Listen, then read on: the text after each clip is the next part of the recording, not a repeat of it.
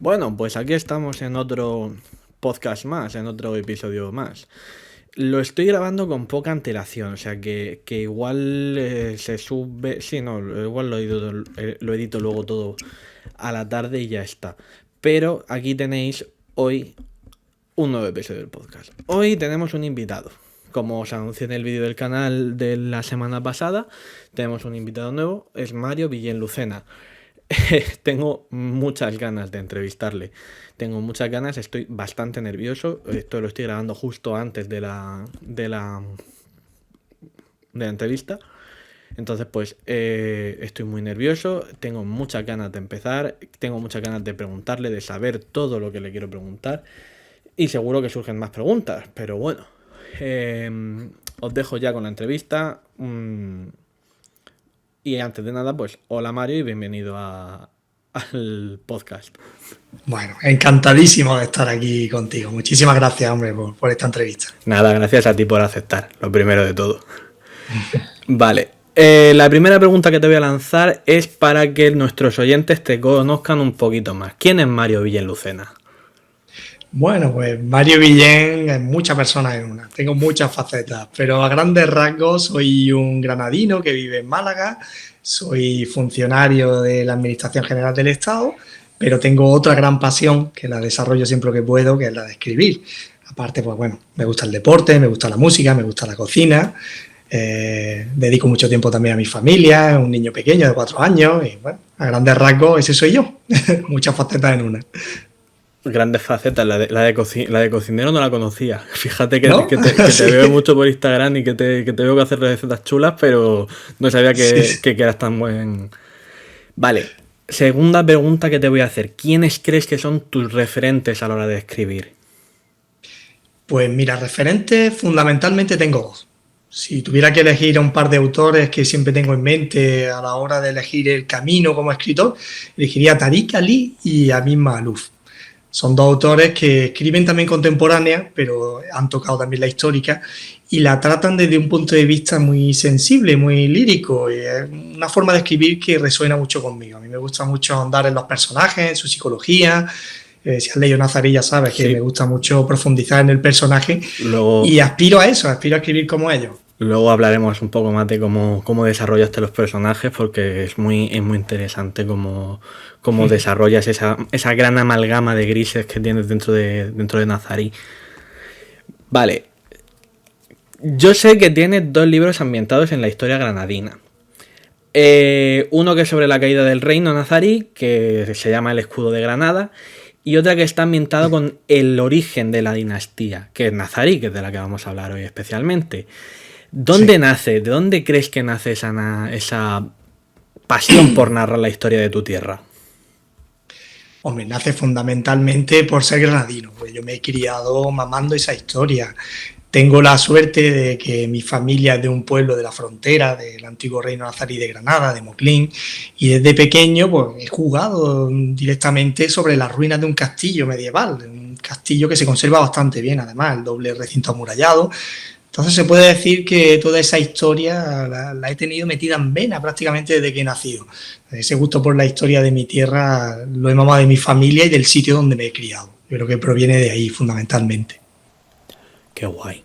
Joder, yo también soy de una tierra que tiene mucha historia, que es Cartagena, y la verdad es que vivir en zonas con mucha historia ayuda mucho a que te apasione la novela histórica. De hecho, a mí me inculcaron la novela histórica en el instituto, con un gran autor que es Ildefonso Falcones. Ajá. Sí, sí, Y sí. tuve la suerte de aficionarme gracias a él. Y a un profesor que nos dio mucha caña con la novela histórica. Precisamente leo tanta histórica por él. Bien, ¿cuál crees que fue el detonante? ¿Cuál piensas que es tu detonante para lanzarte a escribir Nazarí?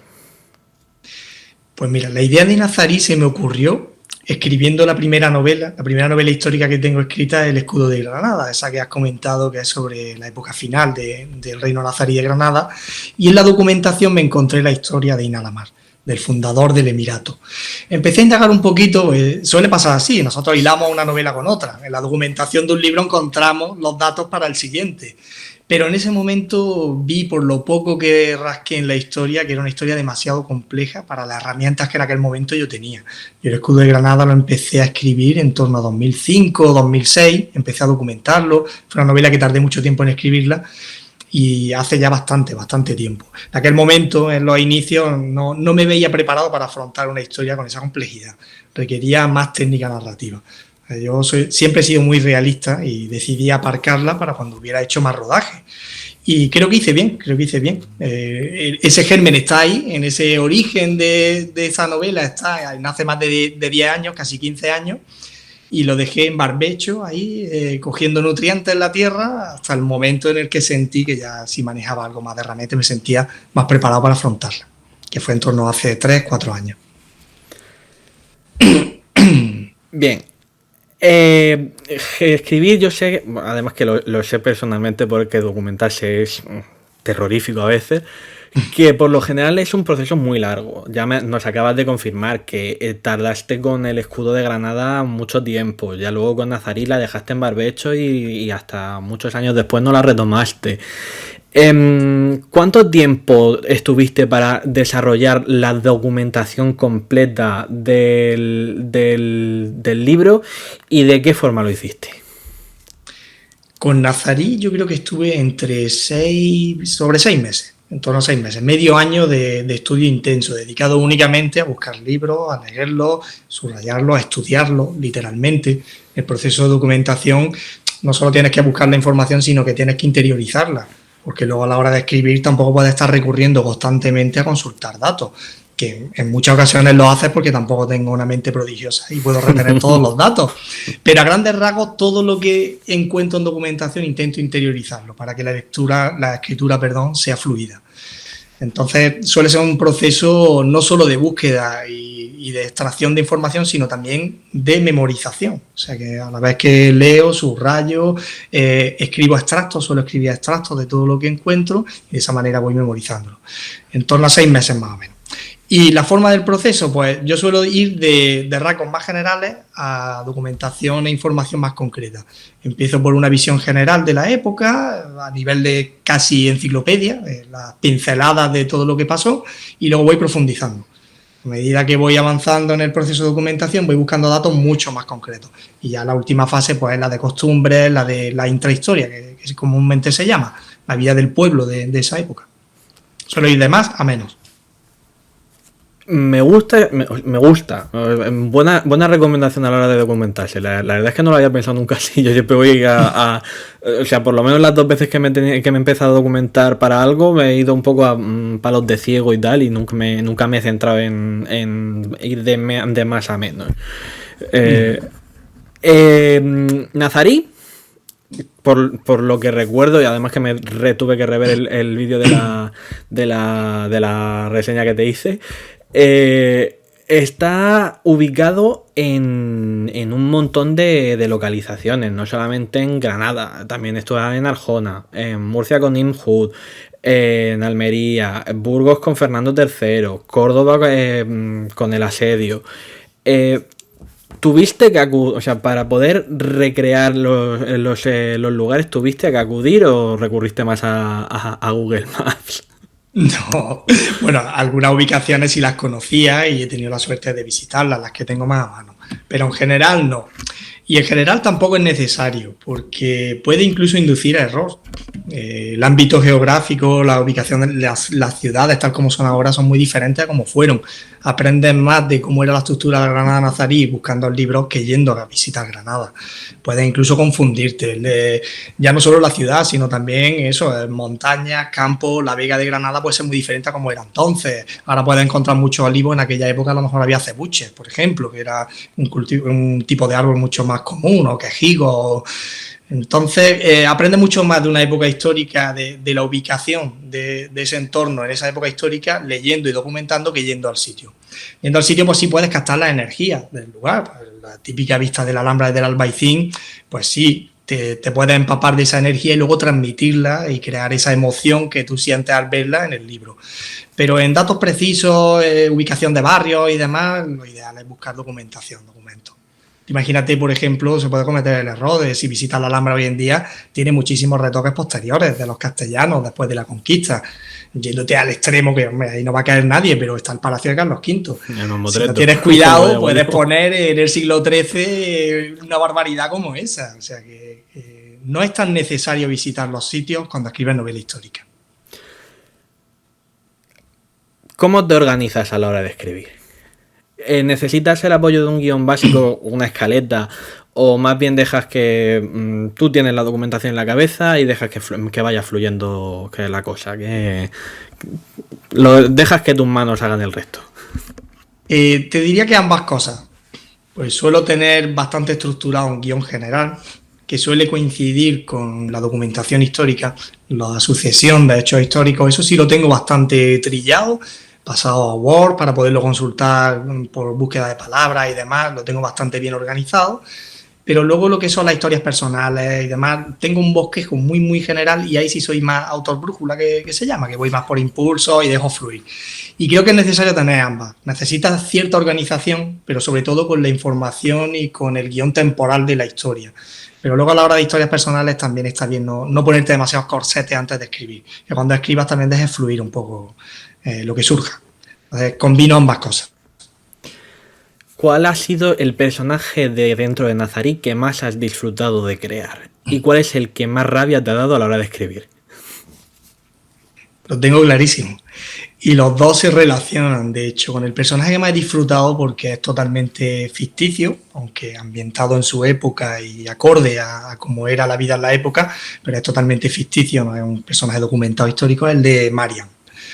El de la cristiana que se hace esclava, que luego hace concubina a la mar. No quiero dar demasiados spoilers.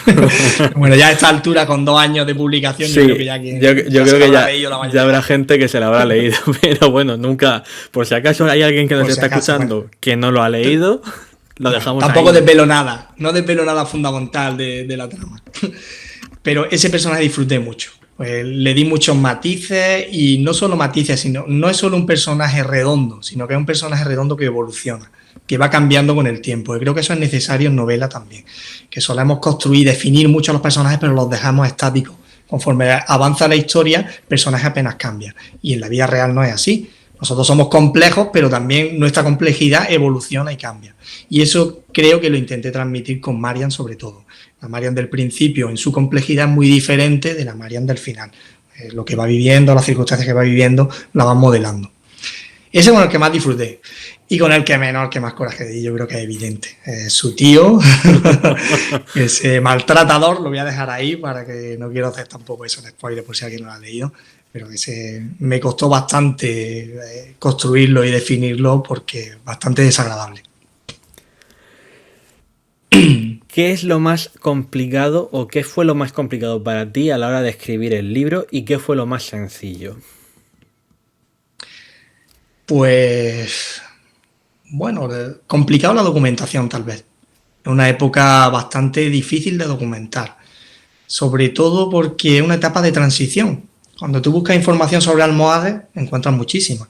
Cuando buscas información sobre el reino nazarí de Granada, encuentras también muchas. Pero la transición de una a otra suele ser bastante complicado. Tienes que buscar datos muy precisos y no siempre los encuentras, no siempre los tienes a mano.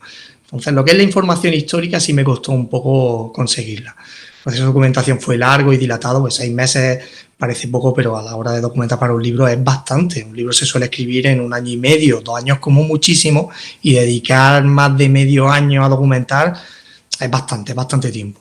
Creo que fue por eso, por esa complejidad de la época, que es una época a caballo entre dos. Y luego lo más sencillo, la redacción. Ahí es lo que más disfruto y aunque tiene su complejidad, una historia muy compleja, pero con eso me entrego totalmente. La fase creativa es la que más disfruto y la que me resulta más sencilla. ¿Tienes alguna manía a la hora de ponerte a escribir? En plan, necesito que sea a las 7 de la tarde, que esté cayendo el sol y entre por mi ventana, o te da igual la hora a la que ponerte. No tengo manía y creo que es por necesidad, porque las circunstancias imponen. todos tenemos, yo suelo decir que tenemos nuestra pedra, como decimos en mi tierra. Todas las personas tienen sus pedras, pero los escritores las tenemos más grandes. La pedra que nos dieron a los escritores de pequeños fue en plena frente y nos dejó medio trastornados. Pero en ese tema concreto, en ese particular, no suelo tener manía. No porque, bueno, tengo familia, como te he comentado, tengo un niño pequeño, tengo la casa, que, bueno, tengo que cocinar, hay que preparar cosas, aunque nos repartimos las tareas, tengo otro trabajo con el que tengo que cumplir. O sea que escribo a salto de mata cuando pillo 10 minutos, media hora, en ratito. Si tuviera muchas manías no podría escribir ni la mitad de lo que escribo. O sea que te quitan los remilgos. Cuando tienes media horita la aprovechas y punto. Y si te pillan en el autobús y tienes que escribir en el móvil, pues lo haces, porque tienes que aprovechar cada minuto. Cuando vives con ese nivel de estrés, tienes que aprovechar cada minuto. Estoy totalmente de acuerdo contigo. No puedes andarte con remilgos de que si necesito escribir de noche, porque es que si no, no me concentro. Ojalá pudiera permitírmelo, ¿eh? Ojalá pudiera permitírmelo, pero no puedo. Respecto a cuando terminaste el libro, ¿hiciste una corrección por tu cuenta? ¿Lo mandaste así puro, tal cual nació, a la editorial? ¿Pasó por manos de un corrector? ¿O hiciste los tres partes? ¿O hiciste una primera parte la segunda y lo último que te he dicho? Pues mira, después de escribirla yo siempre, antes de mandar una propuesta editorial, siempre la tengo que corregir. Y no una vez, la corrijo varias veces. O sea, cuando ya mando la propuesta editorial, el texto está pulido por mí, que luego le faltan más pulidos. Ahora ya te comento como el proceso normalmente. Le doy como 3-4 repasos y ya con ese texto un poquito más, pues eso, quitado la impureza, es cuando mando ya la propuesta. La propuesta se manda con una muestra de varias páginas, que si le interesa el editor ya te contacta y le manda el texto completo. Y si te dan el sí, el quiero publicarla, empieza a hacer correcciones con el editor. O sea que no termina el proceso de corrección. Sobre esas 3 o 4 correcciones que tú has hecho, tienes que hacer 1 o 2 más. Normalmente el editor te dice pues una sugerencia general para que tú la trabajes solo a tu aire, pues quiero tantas páginas menos, o céntrate en esto, los personajes no des tantas cosas por supuestas, céntrate en esto, en esta parte de la historia, y te deja solo. Y una vez que le mandas el texto corregido con esas sugerencias generales, entra la corrección minuciosa, donde ya te da el texto marcado con esto hay que cambiarlo, propuestas de cambio, y ya se hace un trabajo más minucioso. Entonces, el proceso es largo. ¿De qué forma construiste a los personajes? Primero los históricos y luego los no históricos. O sea, los no históricos, los ficticios, los que tú generaste como Mariam, por ejemplo. ¿De qué forma los fuiste generando? Pues mira, suelen decir en los talleres y demás de escritura creativa que es bueno hacer fichas y crear rasgos para que no te salgas de ellos. Y creo que sí, que está bien, que es una buena guía, pero no he hecho caso nunca a eso. Intento ser coherente, por supuesto, hay que ser coherente, tienes que mantener el personaje tal como es en su línea, pero suelo hacerlo de cabeza. O sea que conforme va avanzando la historia yo tengo ya una idea de cómo es el personaje, yo siempre digo que el escritor es como un actor, que para definir bien al personaje tienes que meterte en el papel, y cuando estás escribiendo sobre ese personaje tienes que ser el personaje, como el actor. Cuando interpreta tiene que salirse de su propia personalidad y meterse la de a quien interpreta. Pues el escritor tiene que hacer lo mismo. Entonces, con esa base de concepto general del personaje, cuando escribo sobre él, intento meterme dentro de él, sobre todos esos rasgos que ya he definido previamente. O sea que viene a ser un poco lo que te recomiendan que hagas los talleres, pero sin tomar nota en una ficha de los rasgos, básicamente. ¿Cuánto hay de ti en Alamar? Y viceversa. Bueno, pues hay rasgos, evidentemente los hay, pero diría más que me diferencio. Él era una persona muy decidida, una persona que apenas tiene dudas, y en ese aspecto yo soy un poquito lo opuesto. Yo soy una persona muy indecisa, soy una persona poco decidida, me cuestiono mucho las cosas, le doy muchas vueltas. En ese aspecto somos bastante diferentes. Pero luego, por lo demás, sí es verdad que él tenía un objetivo claro y luchó con tesón por él, lo tenía clarísimo y nunca abandonó el camino. Y en ese aspecto sí me parezco a él. Yo tengo muy claro mi objetivo y mi meta, y además una meta alta, y aunque no la haya conseguido todavía, yo no me rindo. En ese aspecto sí tengo ese tesón de seguir luchando y luchando por ese objetivo. hablando de editoriales como hemos hablado antes, ¿tuviste claro desde el primer momento que querías que fuese Edasa quien te publicase? ¿O tenías más bien pensadas varias editoriales con las que trabajar? Tenía pensadas varias, porque el mercado es bastante grande. Yo mandé la propuesta editorial a varias editoriales y de hecho con una editorial potente, llegué incluso a entrevistarme con la editora, llegamos a quedar para tomar un café y demás. Lo que pasa es que, bueno, se quedó un poco en el aire el tema. Esta gente trabaja con un volumen tremendo y llegó un momento en el que dejaron de contestarme a los correos y se quedó en el aire la cosa. Y no prosperó. Pero Edasa fue una gran sorpresa que le gustara a mi editora el proyecto y que decidieran salir adelante. Edasa es una editorial muy potente en histórica, es una editorial de tamaño medio tal vez, pero hay que tener en cuenta también que las editoriales grandes, que solemos llamar grandes, como Planeta y Penguin Random House, tienen muchísimos sellos. Como grupo editorial son muy potentes, pero sus sellos a lo mejor no tanto. O sea, dentro de esa amalgama de sellos, Edasa es una editorial que se puede considerar potente. Y además muy dedicada a histórica. O sea, para mí fue una gran alegría encontrarla y que decidieran apostar por mí. Bueno, una suerte. Yo de Edasa he tenido tuve la suerte de descubrirlas porque te descubrí a ti. Luego escuché a José Manuel Aparicio con Velum Cantabricum en Storytel, que es la novela es grande, maravillosa. Buenísima. Y luego por estos reyes me he leído ay, no me sale, de José Soto Chica, el Dios que habita la espada. De mi paisano, ¿no? De tu paisano, sí. No me sale el nombre, es la palabra. Sí. Me encantó el libro. El libro me lo leí en poquísimo. O sea, suelo leer rápido, pero con José Soto Chica es que me lo bebí. Me encantó. Sí. Y la portada es espectacular.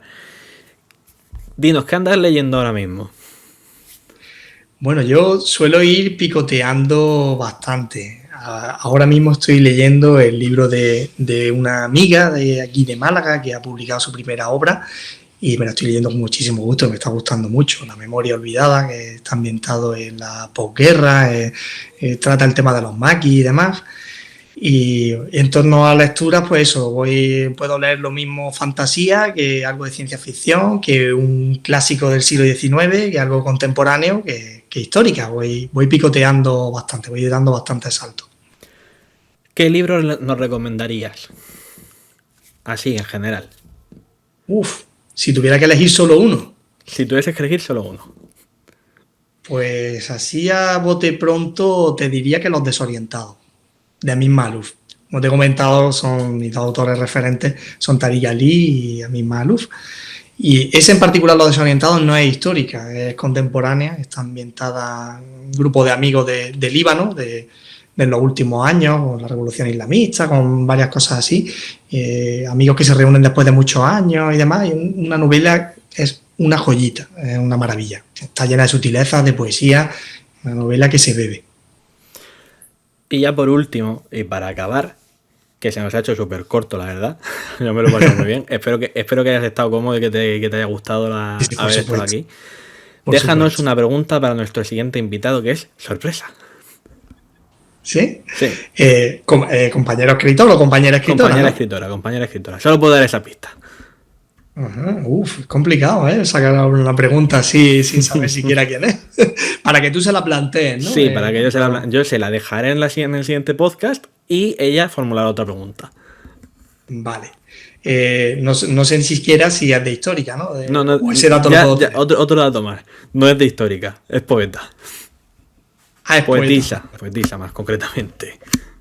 Vale, pues bueno, la pregunta sería si se plantea escribir algo de prosa tipo novela. Me la voy a apuntar, pero ya.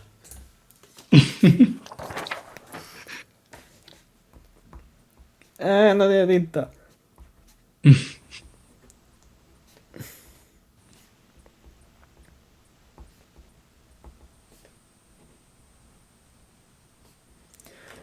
Y ya para cerrar definitivamente el podcast, te dejo que te despidas tú como quieras, como te apetezca.